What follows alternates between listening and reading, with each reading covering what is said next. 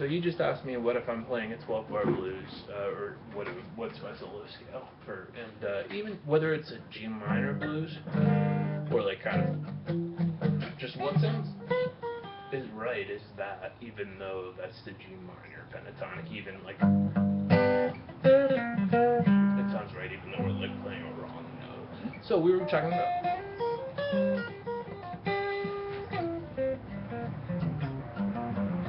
So, and then, and having this here, and then there's two of them here we haven't gone over that cut the neck up nicely, that are more oriented around the fifth string, and then you get to the same stuff way up here. But yeah, totally, so that's the answer. It's a little confusing because isn't that the minor pentatonic? It totally is. Playing the major pentatonic are chord changey songs, and this is something I didn't put on your video, is an underused concept. Like, let's say we had a song in A major that was like such a chord change song that's totally not going to sound right to play a minor pentatonic. You can use your same pentatonic licks. You're used to the stereo instructions going, put my index on the root and do shit. Instead, you put your pinky on the root and do shit. Like, and this is related to the relative major, relative minor concept. So I'm like.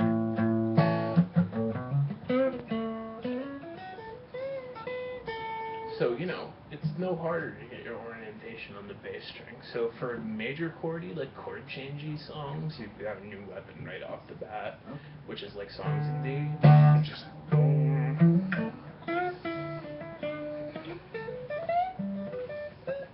and it'll sound all kinds of correct. And that's, the B minor pentatonic is the D major pentatonic. They contain the same notes, and that's that same concept of relative minor. So you could even include that. You're just getting your orientation with your pinky, which will, this chord or something. We're used to doing that.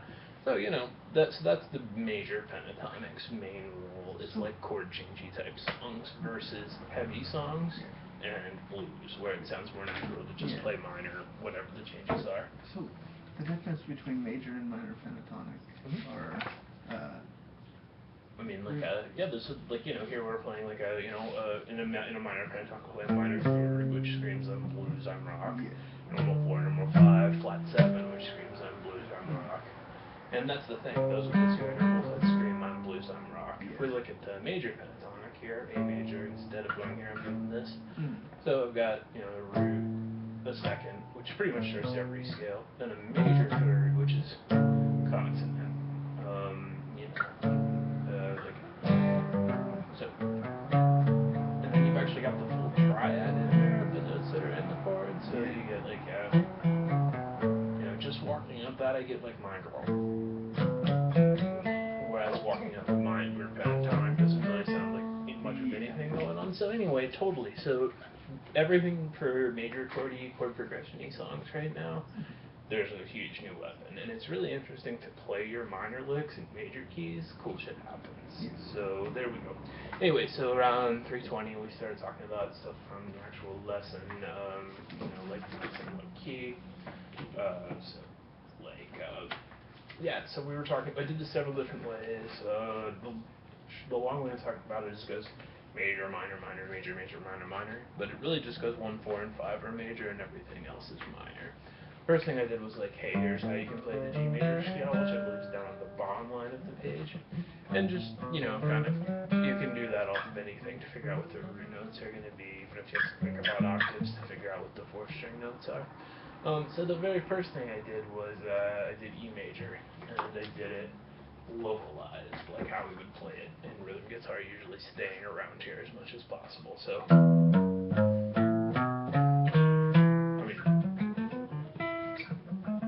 so we're playing E, F sharp, A flat, A, B, C sharp, E flat, E, like so anyway. Major, minor, minor, major, major, and that's our 4, 5, down, under, 2 over. And we get to that minor 6 chord, which is the next one to guess, one in songs. Like if you're trying to figure out some song that starts with E, try E, A, and B, and then try C sharp minor. And then we get to,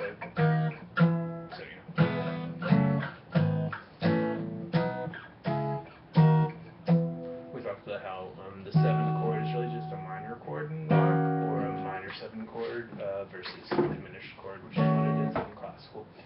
Cool, so that's that one way to do it, and a lot of the time the relative major, relative minor is way more obvious than C sharp and E, like A minor and G, and E minor and G.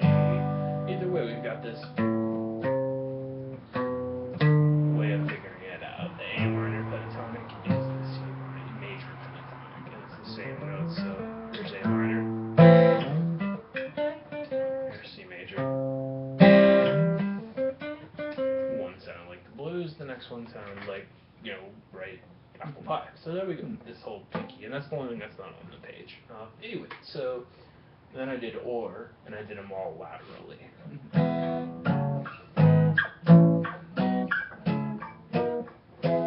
So, learn those, and then I did a couple with first position chords. I think I beat that, I played D minor, so.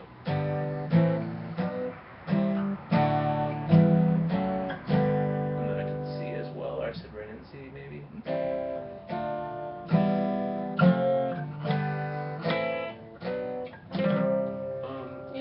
And there's only so many keys that are really good for first position, but those are a couple of them. Like if I was playing D, it would go.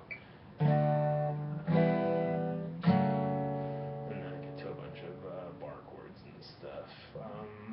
So yeah, anyway, there we go. There's what chords are in this key. Awesome. So just fuck around with that and get a feel for it. And this, good news is this ties directly into our E and A shape stuff and chord recognition, note name recognition. So it'll come up a bunch of times that this is F sharp minor. So you'll accidentally memorize it. That said, we do want to do our best to memorize the names of these chords as we get to them. Cool, so we get to, I guess I might as well make a video of this as well. I talked about pentatonic extension, and this, again, this works whether you're playing, I'm gonna play C major pentatonic, because this sounds like, or I'm playing, a C, an A thing, and a blues, or a heavy thing, where it just sounds right to play minor pentatonic. So we've got this.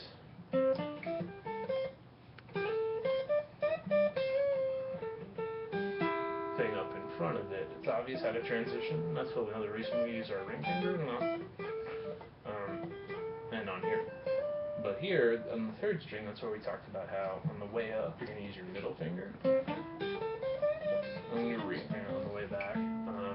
So you can do things like do way more pull-ups, do way more bends, stick with your vibrato.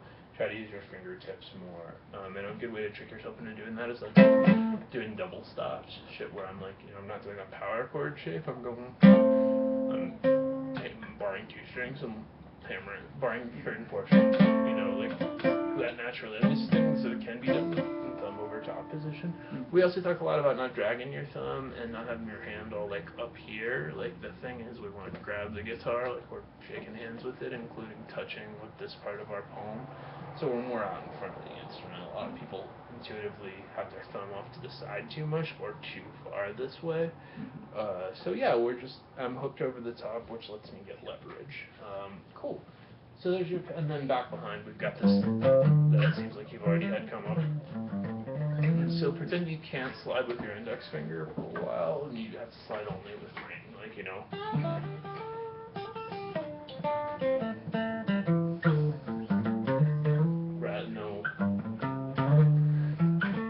just kind of doesn't really sound like playing.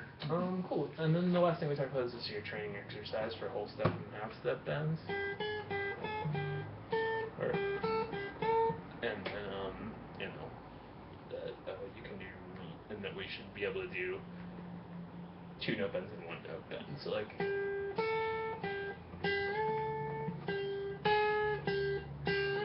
it's just you chill for a second, it's like slides versus.